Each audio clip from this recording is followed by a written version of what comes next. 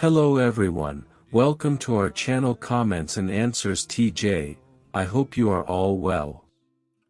In this video, we are going to prepare for the book study, Complete Testimony, for the week of July 29th to August 4th. This week, we will study chapter 13, paragraphs 8 to 16, and the box. So, let's get started.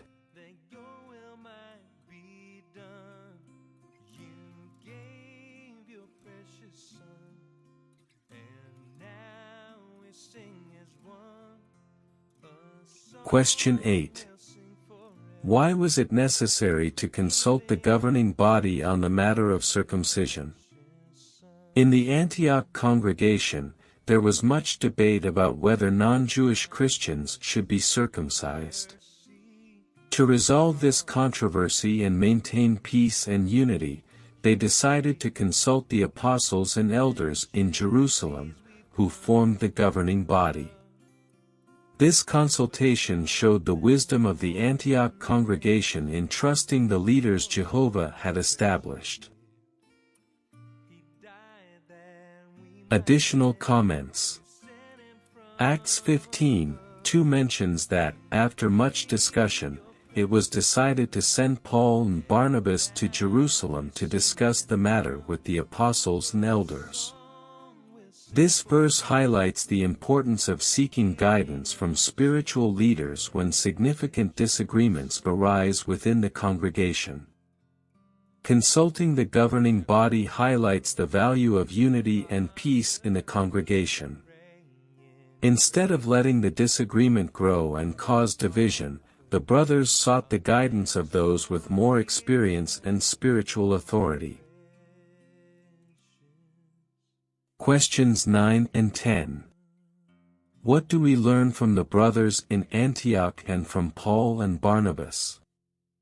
From the brothers in Antioch, we learn the importance of trusting in God's organization. Although the members of the governing body were Jews, the brothers trusted that they would resolve the matter based on the Scriptures and with the guidance of the Holy Spirit. From Paul and Barnabas, we learn the importance of being humble and patient. Despite being leaders appointed by the Holy Spirit, they did not try to solve the problem by themselves but sought Jehovah's direction. Additional comments. Matthew 28:18-20 shows that Jesus has all authority and is always with us. This reinforces the Antioch brothers' confidence that the apostles and elders, guided by the Holy Spirit and Christ's direction, would make a decision based on the Scriptures. Galatians 2:2 indicates that Paul went up to Jerusalem because of a divine revelation.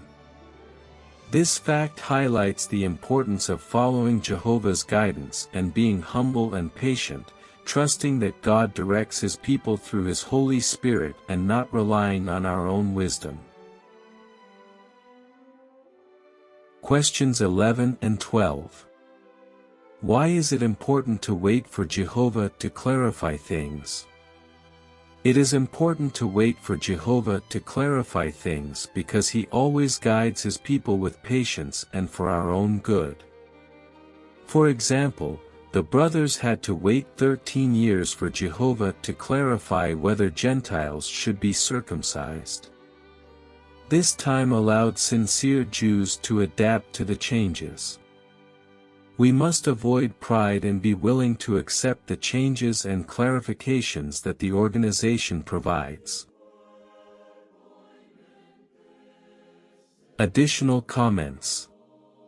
John 16:12 shows that Jesus understood that His disciples could not bear all knowledge at once. Similarly, Jehovah guides us gradually, giving us time to adapt and fully understand His will.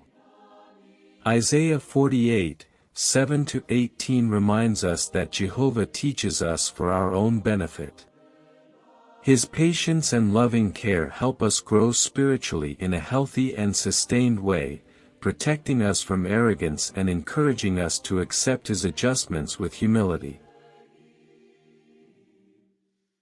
Question 13. How can we imitate Jehovah's patience in our ministry? We can imitate Jehovah's patience by being understanding and patient with those who study the Bible and find it difficult to abandon old beliefs or customs.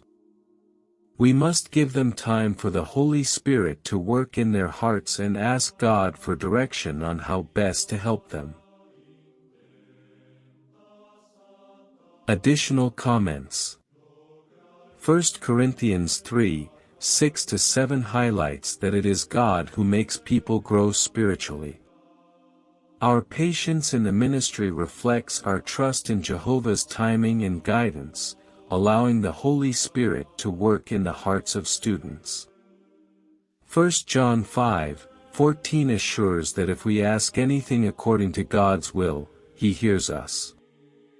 By imitating Jehovah's patience, we also pray for wisdom and direction in our ministry, trusting that Jehovah will show us how to best help our students.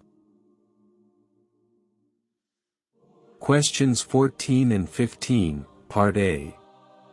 How did the Antioch congregation show consideration to Paul, Barnabas, and their companions? The Antioch congregation showed consideration by accompanying Paul, Barnabas, and their companions for part of the way, showing affection and wishing them God's blessing. Additional comments. Acts 15:3 shows that the Antioch congregation accompanied Paul and Barnabas part of the way, demonstrating support and affection. This gesture of accompaniment symbolizes solidarity and community spirit among the brothers. 1 Timothy 5:17 emphasizes the importance of showing respect and appreciation for those who work hard in the congregation.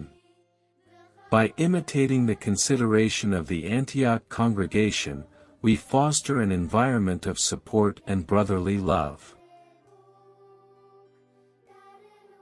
Questions 14 and 15, Part B. How did Paul and his companions encourage the brothers in Phoenicia and Samaria? During their journey, Paul and his companions encouraged the brothers in Phoenicia and Samaria by detailing how God had blessed their preaching to the Gentiles. These accounts were very motivating and strengthened the brothers. Additional comments. Acts 15:3 indicates that the accounts of Paul and his companions about the conversion of the Gentiles greatly cheered the brothers in Phoenicia and Samaria.